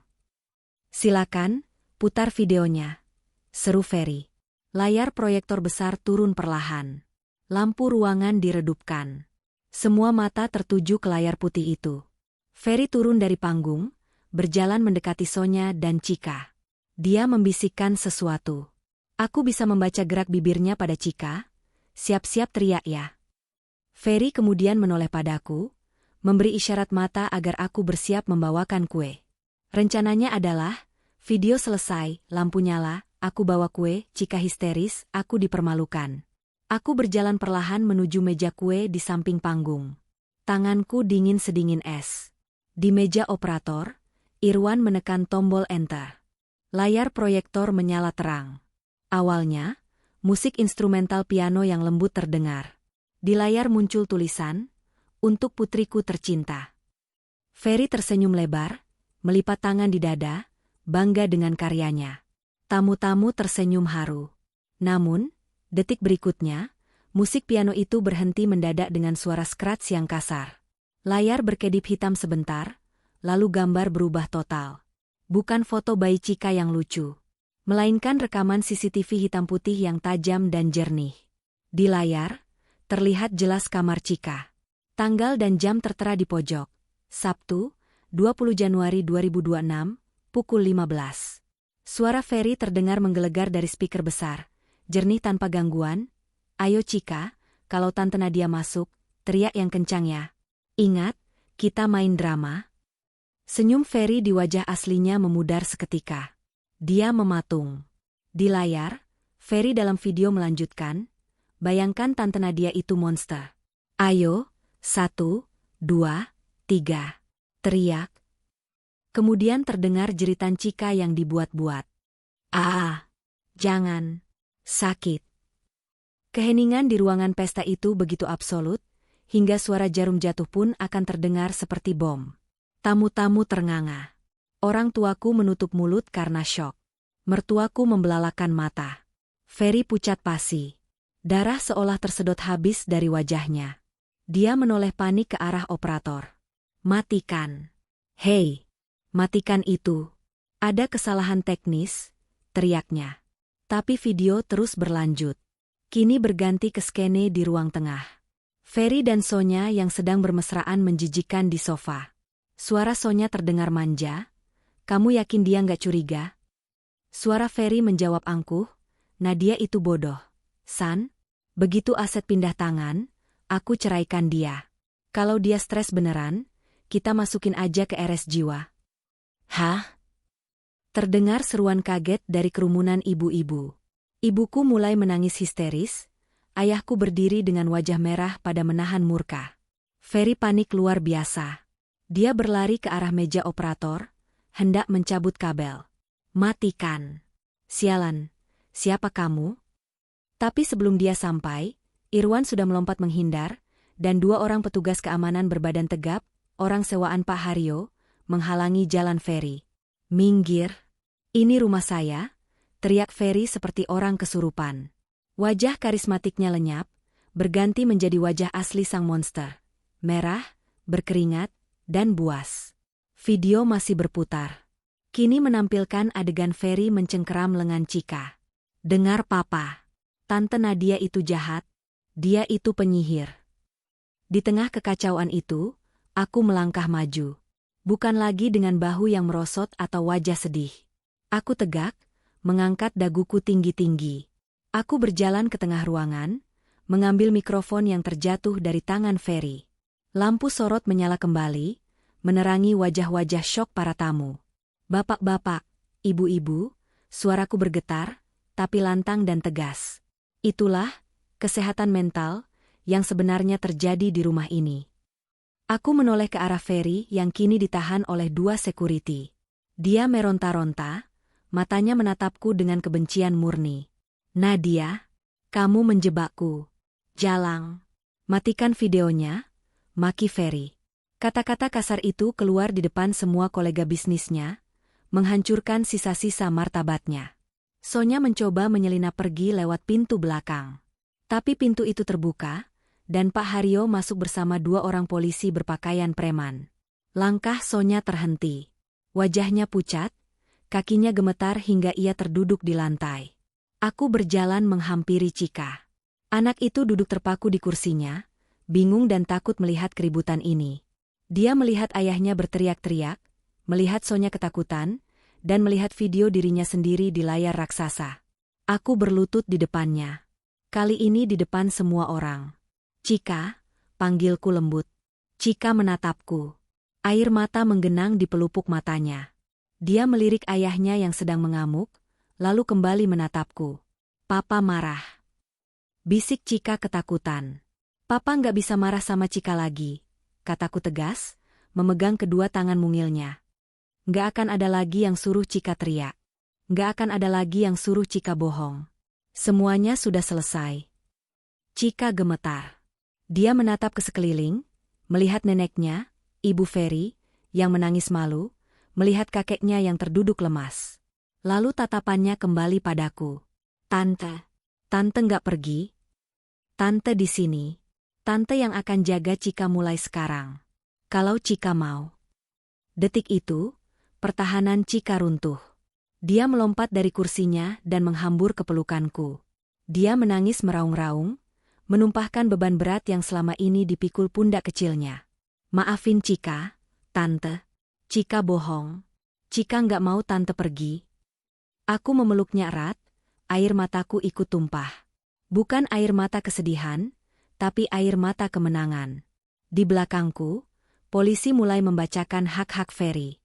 Saudara Ferry, Anda kami amankan atas dugaan tindak pidana kekerasan terhadap anak dan penipuan. Ferry masih berteriak-teriak memaki namaku saat dia diseret keluar dari rumah mewahnya sendiri, melewati para tamu yang menatapnya dengan jijik. Panggung yang dia siapkan untuk menghancurkanku, kini menjadi kuburannya sendiri.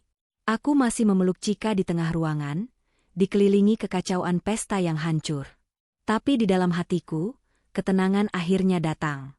Badai sudah berlalu, dan monster itu telah terusir dari istananya. Suasana pesta yang tadinya penuh tawa palsu kini berubah menjadi arena penghakiman massal. Video di layar proyektor sudah berhenti diputar, menyisakan layar biru kosong yang statis. Namun gaung kejahatan yang baru saja dipertontonkan masih menggantung tebal di udara. 2 orang petugas keamanan sewaan Pak Haryo masih memegangi lengan Ferry. Suami, atau sebentar lagi mantan suamiku, itu tidak lagi terlihat seperti pengusaha properti yang sukses. Rambutnya acak-acakan, wajahnya merah padam antara marah dan malu, jas mahalnya kusut karena meronta. Lepaskan. Kalian tahu siapa saya? Teriak Ferry, suaranya parau. Ini rumah saya. Saya bisa tuntut kalian semua atas perbuatan tidak menyenangkan. Pak Haryo melangkah maju dengan tenang, mengeluarkan kartu identitas pengacaranya dan surat perintah yang sudah disiapkan. Bapak Ferry, perkenalkan saya Haryo, kuasa hukum Ibu Nadia. Dan di sebelah saya, Pak Haryo menunjuk 2 pria berjaket kulit yang baru masuk. Adalah rekan-rekan dari unit PPA, Pelayanan Perempuan dan Anak, Kepolisian. Kami membawa surat perintah penahanan atas dugaan KDRT, eksploitasi anak, dan perbuatan tidak menyenangkan. Omong kosong. Sembur Ferry, ludahnya muncrat. Dia menoleh ke arah orang tuanya yang duduk lemas di sofa VIP. Mama, Papa, jangan percaya. Itu video editan. Nadia itu licik. Dia pakai deepfake. Sekarang teknologi canggih, MA. Saya menahan napas melihat reaksi mertua saya. Ibu Ferry, wanita sosialita yang biasanya angkuh dan selalu memandang saya sebelah mata, kini berdiri dengan tubuh gemetar. Wajahnya pucat pasi, matanya sembab. Dia berjalan perlahan mendekati Ferry. MA, bilang sama polisi ini. Plah. Suara tamparan itu begitu keras, hingga membuat seluruh ruangan senyap. Ferry terdiam, pipinya memerah instan. Dia menatap ibunya tak percaya. Mama malu punya anak seperti kamu. Suara ibu mertua saya bergetar hebat, air mata meleleh merusak riasannya. Kamu jadikan cucu mama alat buat cari uang? Kamu fitnah istrimu sendiri? Di mana hati nuranimu? Ferry, di mana didikan mama selama ini? MA, dengerin dulu. Cukup, bentak ayah Ferry yang kini ikut berdiri. Pria tua itu memegang dadanya seolah sesak napas. Kamu sudah permalukan keluarga besar kita di depan semua kolega. Mulai detik ini, jangan harap papa mau bantu kamu sepeser pun untuk pengacara. Urus masalahmu sendiri. Sementara drama keluarga itu terjadi, saya melihat pergerakan di sudut ruangan. Sonya. Wanita itu memanfaatkan kelengahan orang-orang yang fokus pada Ferry. Dia mengendap-endap menuju pintu samping yang terhubung ke garasi. Tas tangannya didekap erat di dada, wajahnya panik. Mau kemana, Mbak Sonya? Suara Irwan terdengar santai namun tegas. Irwan muncul dari balik tirai, menghalangi jalan Sonya dengan tangan bersedekap. Sonya terlonjak kaget. Minggir. Saya nggak ada urusan sama ini. Saya cuma pengasuh. Pengasuh yang ikut merencanakan pemerasan dan perselingkuhan, sahut saya lantang. Saya berjalan mendekati mereka, masih menggandeng tangan Cika yang mencengkeram erat jari-jari saya. Saya punya rekaman suara kamu, Sonya, kata saya dingin. Rekaman saat kamu minta mobil baru sebagai hadiah, kalau berhasil mengusir saya. Kamu bukan saksi, kamu tersangka turut serta. Wajah Sonya runtuh. Dia menatap Ferry, berharap pembelaan, tapi Ferry sibuk memegangi pipinya yang ditampar ibunya. Sonya akhirnya menangis, tapi bukan tangisan penyesalan, melainkan tangisan ketakutan karena tertangkap basah. Bu Nadia, tolong Bu, saya cuma disuruh Pak Ferry. Rengek Sonya, mencoba meraih tanganku. Saya diancam akan dipecat kalau nggak nurut. Saya menarik tangan saya menjauh, menatapnya dengan jijik. Simpan ceritamu untuk polisi, Sonya. Polisi berseragam preman itu segera memborgol Ferry. Tamu-tamu undangan mulai berbisik riuh, beberapa merekam kejadian itu dengan ponsel mereka. Saya tahu, besok pagi video ini akan viral. Reputasi Ferry tamat. Bawa dia, perintah salah satu polisi. Saat Ferry digiring melewati saya, dia berhenti sejenak. Matanya menatap saya dengan kebencian yang begitu dalam, seolah ingin membunuh saya di tempat. Kamu pikir kamu menang, Nadia? Desisnya. Kamu nggak akan pernah bahagia. Ingat itu. Saya membalas tatapannya dengan sorot mata datar, tanpa emosi. Setidaknya saya tidur nyenyak malam ini, Mas. Tanpa perlu melatih anak kecil untuk berbohong. Ferry didorong masuk ke mobil polisi yang parkir di depan lobi, sirinenya meraung singkat, membelah siang yang panas. Pesta ulang tahun yang seharusnya mewah itu berakhir dengan tragedi bagi Ferry, tapi menjadi awal kemerdekaan bagi saya dan Cika. Setelah kerumunan tamu bubar, diantar pulang dengan permintaan maaf dari orang tua saya, rumah terasa sunyi namun berantakan. Balon-balon pesta masih tergantung ceria, kontras dengan sisa ketegangan yang ada. Di ruang tamu, seorang polwan, polisi wanita, muda bernama Bribka Rina duduk di karpet, berusaha mengajak bicara Cika. Saya duduk di sofa tak jauh dari mereka, didampingi Pak Haryo dan orang tua saya. Ibu mertua saya masih ada di sana, duduk di pojok sambil menangis diam-diam, terlalu malu untuk mendekat. Cika masih trauma. Dia memeluk boneka beruangnya erat-erat, ironisnya, boneka yang menjadi saksi bisu penderitaannya. Halo, Cika cantik, sapa Bribka Rina lembut. Tante Rina boleh nanya sebentar? Cika nggak usah takut, Tante Rina temannya Tante Nadia. Cika melirik saya. Saya mengangguk dan tersenyum menyemangati. Nggak apa-apa sayang, cerita aja yang jujur. Cika. Bribka Rina memulai dengan hati-hati. Tadi di video itu, Cika teriak-teriak. Itu kenapa? Nak, Cika sakit? Cika menggeleng pelan. Dia menunduk, memainkan telinga bonekanya. Papa yang suruh. Papa suruh ngapain? Suruh akting, jawab Cika polos. Suaranya kecil tapi terdengar jelas di ruangan yang sunyi itu. Papa bilang kita lagi main sandiwara. Katanya Tante Nadia itu monster jahat yang mau usir kita. Jadi Cika harus teriak biar orang-orang percaya. Saya mendengar isak tangis ibu mertua saya semakin keras di pojok ruangan. Terus, kalau Cika nggak mau teriak, tanya Bribka Rina lagi, mencatat di buku kecilnya. Papa marah. Cika bergidik ngeri, mengingat wajah ayahnya. Papa cubit tangan Cika kenceng banget. Terus Papa bilang Cika anak nggak guna kalau nggak bisa bantuin Papa. Terus lebam yang di tangan Cika waktu itu. Itu dicubit Papa pas di mobil. Aku Cika, kata Papa, bilang aja itu dicubit Tante Nadia. Tante Nadia pernah pukul Cika? Cika menggeleng tegas. Matanya yang bulat menatap Bribka Rina. Nggak pernah. Tante Nadia baik. Tante Nadia suka bikinin susu coklat. Tapi Papa buang susunya, katanya ada racunnya. Pak Haryo menghela napas panjang, lalu menatap saya. Kesaksian ini, ditambah bukti video, Sudah cukup untuk menjerat Ferry pasal berlapis dengan hukuman maksimal di atas 10 tahun penjara. Kasus ini sangat kuat, Bu Nadia. Saya merasa lega, tapi hati saya sakit melihat Cika. Anak sekecil ini harus memproses kejahatan ayahnya sendiri.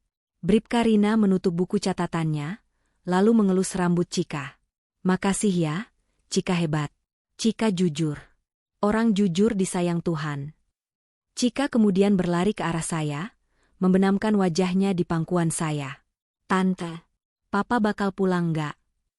Pertanyaan itu terdengar penuh harap sekaligus takut. Papa harus pergi sebentar. Sayang, jawab saya, mengusap punggungnya. Papa harus belajar untuk jadi orang baik dulu. Lama sekali. Jadi Papa nggak akan marahin Cika lagi? Nggak akan. Tante janji. Nggak ada yang boleh marahin Cika lagi. Ibu mertua saya akhirnya memberanikan diri mendekat. Wajah wanita parubaya itu tampak 10 tahun lebih tua dalam sekejap. Dia berdiri di hadapan saya dengan kepala tertunduk. Nadia? Suaranya serak. Mama minta maaf. Mama buta selama ini. Mama percaya omongan Ferry mentah-mentah dan malah menyalahkan kamu. Saya menatap wanita yang pernah menghina masakan saya itu. Rasa dendam rasanya tidak berguna sekarang. Dia sudah dihukum dengan kenyataan bahwa anaknya adalah kriminal. Sudahlah, Ma, jawab saya lelah. Yang penting sekarang Cika. Dia butuh lingkungan yang sehat. Dia butuh keluarga yang waras. Mama janji, ibu mertua saya berlutut, memegang tangan mungil Cika. Mama akan tebus kesalahan Mama ke Cika. Mama akan jaga Cika. Melihat pemandangan itu, saya tahu babak perang sudah selesai. Kini saatnya membersihkan puing-puing kehancuran. 2 minggu kemudian, kantor polisi terasa dingin dan bau rokok apek. Saya duduk di ruang tunggu, menunggu giliran untuk konfrontasi terakhir yang diminta penyidik untuk melengkapi berita acara pemeriksaan, BAP. Pak Haryo duduk di samping saya, membaca berkas gugatan cerai yang sudah kami daftarkan ke Pengadilan Agama. Prosesnya akan cepat, kata Pak Haryo. Ferry tidak punya posisi tawar. Aset rumah sudah aman karena sertifikat asli ada di tangan ibu, dan belum sempat dia balik nama. Rekening bersama sudah dibekukan. Dan yang menarik, Sonya, bernyanyi, sangat merdu. Maksud Bapak? Sonya membongkar semuanya demi pengurangan hukuman. Dia cerita soal rencana Ferry memalsukan tanda tangan ibu, soal rencana memasukkan ibu ke RS jiwa, bahkan soal penyuapan dokter untuk hasil visum palsu itu. Dokter itu sekarang juga diperiksa ID dan polisi. Saya tersenyum miris. Mereka saling gigit sekarang ya. Begitulah penjahat kalau sudah terpojok. Bu, loyalitas itu mahal. Pintu ruang pemeriksaan terbuka. Petugas memanggil saya. Ibu Nadia, silakan masuk. Tersangka sudah siap. Saya masuk ke ruangan itu. Di balik meja, Ferry duduk dengan baju tahanan oranye. Rambutnya dicukur pendek, wajahnya kusam dan dipenuhi brewok yang tidak terurus. Aura arogansinya lenyap, digantikan oleh tatapan kosong namun tajam. Dia menatap saya saat saya duduk di hadapannya. Puas kamu? Tanya Ferry, suaranya serak. Ini bukan soal kepuasan, Mas, jawabku tenang. Ini soal keadilan. Kamu yang memulai semua ini. Ferry mendengus. Aku cuma mau mengamankan masa depan kita. Kamu pelit. Kalau saja kamu kasih rumah itu, kita nggak akan ada di sini. Kita? Nggak ada, kita, Mas. Kamu mau rumah itu untuk kamu dan Sonya. Jangan bohong lagi. Sonya sudah cerita semuanya. Mendengar nama Sonya, rahang Ferry mengeras. Perempuan bodoh itu, dia yang hasut aku. Berhenti menyalahkan orang lain. Bentakku, membuat penyidik di sudut ruangan menoleh. Kamu laki-laki dewasa, Ferry. Kamu ayahnya Cika. Tapi kamu tega merusak mental anakmu sendiri demi uang. Kamu tahu Cika sekarang takut gelap? Kamu tahu dia sering mimpi buruk teriak-teriak minta ampun? Ferry terdiam. Untuk pertama kalinya, dia membuang muka. Apakah itu rasa bersalah? Atau hanya rasa malu? Aku datang ke sini cuma mau kasih tahu satu hal. Lanjutku, mengeluarkan map merah dari tasku. Ini gugatan cerai. Aku nggak minta harta gono gini dari kamu, karena kamu memang nggak punya apa-apa selain utang. Aku cuma minta kamu tanda tangan, dan menjauh dari hidupku selamanya. Ferry menatap map itu. Tangannya yang terborgol gemetar saat meraih pulpen. Cika, dia sama siapa? Tanya Ferry pelan. Sementara hak asuh ada di tangan ibumu, Nenek Cika, dengan pengawasan ketat dari dinas sosial. Aku akan tetap jenguk dia. Tapi kamu? Pengadilan mungkin akan mencabut hak asuhmu secara permanen. Ferry menunduk dalam-dalam. Bahunya berguncang. Dia menangis. Tapi aku tidak lagi tersentuh. Air mata itu terlambat. Terlalu terlambat. Setelah dia menandatangani berkas itu, aku berdiri. Rasanya ringan sekali. Beban bertonton yang menindih dadaku selama berbulan-bulan hilang seketika. Selamat tinggal, Ferry. Semoga kamu menemukan rumah yang kamu cari di dalam penjara. Aku melangkah keluar tanpa menoleh lagi. Di luar, matahari bersinar terik. Irwan sudah menunggu di parkiran dengan 2 cup es kopi. Beres? Tanya Irwan. Beres, jawabku sambil menerima kopi itu. Sekarang, fokus ke Cika. Memenangkan perang hukum ternyata lebih mudah daripada memenangkan perang melawan trauma. Sebulan pasca kejadian, kondisi Cika naik turun. Aku rutin mengantar Cika ke psikolog anak setiap hari Selasa dan Kamis. Neneknya, Ibu Ferry, memegang janjinya. Beliau merawat Cika dengan penuh penyesalan, tapi beliau sadar Cika lebih nyaman denganku. Jadi, kami berbagi peran. Siang itu, di ruang tunggu klinik psikolog, aku melihat Cika keluar dari ruangan terapi dengan membawa kertas gambar.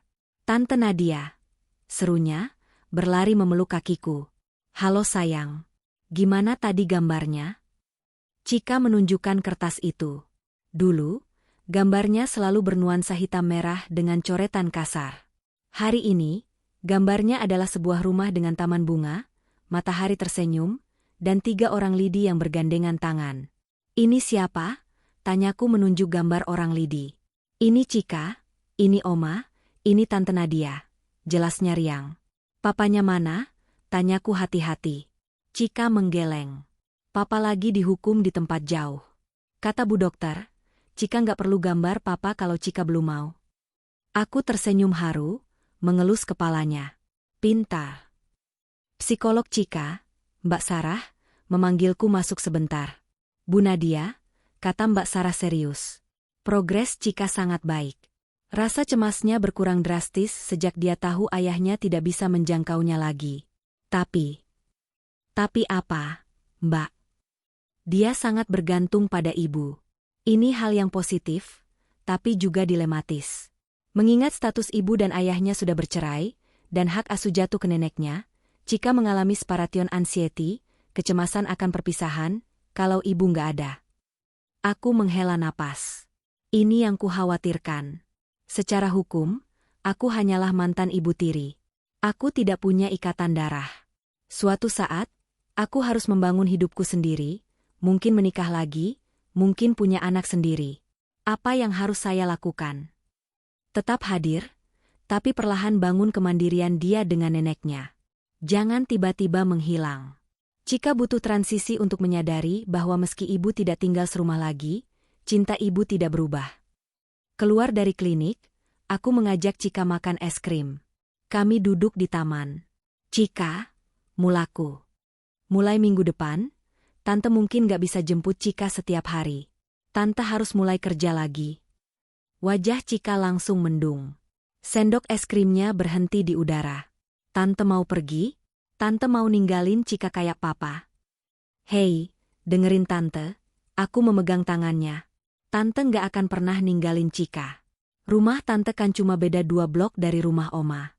Cika boleh main ke rumah Tante kapan aja. Kita bisa bikin puding coklat tiap weekend. Oke. Janji? Cika menyodorkan jari kelingkingnya. Janji, aku menautkan jari kelingkingku. Tante cuma mau Cika tahu. Meskipun Tante bukan mama kandung Cika, dan Tante bukan istri papa lagi, Tante tetap Tante Nadianya Cika. Selamanya. Cika tersenyum, meski matanya masih basah. Oke, Tante. Hari itu aku belajar bahwa keluarga tidak selalu ditentukan oleh darah atau sertifikat nikah. Keluarga adalah tempat di mana kita merasa aman. Dan bagiku, Cika adalah keluarga yang harus kujaga kewarasannya, meskipun dari jarak yang sedikit lebih jauh. Sementara itu, kasus Ferry bergulir di persidangan. Media memberitakannya besar-besaran dengan judul, "Skandal Ayah Kandung Paksa Anak Akting Disiksa."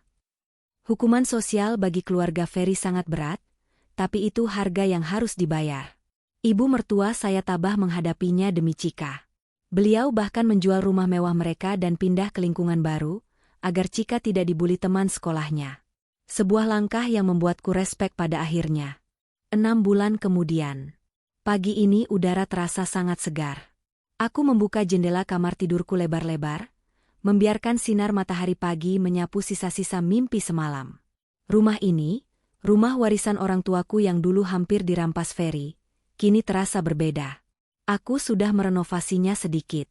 Mengganti cat dinding yang dulu dipilihkan Ferry dengan warna krim yang hangat. Membuang sofa tempat perselingkuhan itu terjadi, dan menggantinya dengan karpet bulu yang nyaman. Tidak ada lagi ketakutan akan kamera tersembunyi. Tidak ada lagi bisikan tetangga yang menyakitkan. Nama baikku sudah pulih sepenuhnya. Bahkan, ibu-ibu kompleks yang dulu nyinyir kini sering mampir mengantar makanan, merasa bersalah telah menghakimi tanpa tahu fakta. Aku berjalan ke dapur, menyeduh teh melati. Bel pintu berbunyi. Aku membukanya. Irwan berdiri di sana, tersenyum canggung sambil membawa sekotak donat. "Pagi, Bu Janda Kembang," candanya. Aku tertawa, memukul lengannya pelan. "Apaan sih, Wan? Masuk." Irwan adalah pahlawanku. Tanpa dia, aku mungkin sekarang sudah mendekam di penjara atau bangsal rumah sakit jiwa. Selama 6 bulan ini, dia selalu ada. Membantu mengurus keamanan rumah, menemani sidang, atau sekadar menjadi teman ngobrol saat sepi melanda. Kami duduk di teras belakang. "Gimana kabar Cika?" tanya Irwan sambil menggigit donat. "Baik banget. Kemarin dia dapat juara 1 lomba menggambar di sekolah barunya. Neneknya kirim foto Viawa, bangga banget katanya, ceritaku antusias. Hubunganku sama mantan mertua juga membaik. Kita jadi kayak partner dalam membesarkan Cika." "Syukurlah." "Dan, Ferry?" Vonisnya turun minggu lalu. 8 tahun penjara. Sonya 4 tahun. Cukup adil, menurutku. Aku menyesap tehku, merasakan kehangatan menjalar di dada. "Terus, rencana kamu apa sekarang, Nat? Kamu masih muda, aset aman, hidup tenang. Mau nulis novel?" goda Irwan. Mungkin, aku tersenyum menerawang. Atau mungkin buka usaha catering. Puding coklatku kan legendaris. Hening sejenak. Angin sepau-sepau memainkan ujung rambutku. "Nat," suara Irwan berubah serius. "Kalau kamu butuh partner buat usaha, atau buat apa aja, aku siap daftar." Aku menoleh, menatap mata sahabat lamaku itu. Ada ketulusan yang selama ini luput kuperhatikan, karena aku terlalu sibuk mencintai orang yang salah. Irwan, yang selalu ada di belakang layar, yang tidak pernah banyak janji manis tapi selalu memberikan bukti. Aku tidak mau buru-buru. Lukaku baru saja sembuh. Tapi melihat Irwan, aku tahu aku tidak harus berjalan sendirian lagi. Kita lihat nanti ya, Wan. Tapi untuk sekarang tolong abisin donatnya, sayang kalau dibuang. Irwan tertawa lepas. Aku ikut tertawa. Tawa yang benar-benar lepas, tanpa beban, tanpa sandiwara. Ponselku bergetar. Panggilan video masuk dari Cika sayang. Aku mengangkatnya. Wajah ceria Cika memenuhi layar. "Tante Nadia, Tante Nadia, lihat, gigiku copot 1. Pamer Cika sambil nyengir ompong. "Wah, berarti mau tumbuh gigi baru yang lebih kuat," seruku. "Iya. Tante main ke sini dong, Oma masak ayam goreng." "Siap." Tante meluncur sebentar lagi. Aku menutup telepon dengan hati yang penuh. Hidupku mungkin tidak sempurna. Aku menyandang status janda di usia muda, dan punya bekas luka pengkhianatan yang dalam. Tapi pagi ini, dikelilingi sahabat yang baik dan cinta tulus dari seorang anak yang kuselamatkan, aku merasa cukup. Aku meletakkan cangkir teh di meja, menatap langit biru yang bersih. Badai itu benar-benar sudah berlalu. Dan hari ini, matahari bersinar lebih cerah dari biasanya.